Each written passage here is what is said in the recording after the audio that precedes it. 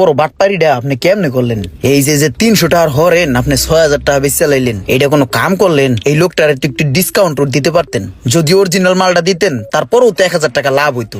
এইগুলা সারা সার গালাতে ওস্তাদ, সারা সার গালাতে। বেটা বাপের বাড়িতে সব কিছু টাকা পয়সা, তোরা কি আমার তো বেতন কম নেস? 2 দিন পরে তো কবি ওস্তাদ বোনাসটা একটু বাড়াই দিয়েন, বেতনটা একটু তাড়াতাড়ি দিয়েন। ওই বেতনটাকে আমি আমার বাবার বাড়ির দাদার জমি বেচাই না দিমু, হ্যাঁ? নাকি হ্যাঁ 2 টাকা ধান্দা ফিকির করে দিমু? গাল্লাত থেকে গাল্লাত। এসব ধান্দা ফিকির না করলে এই গ্যারেজ চলবো? তোরা চলবি, আমি চলতে পারুম।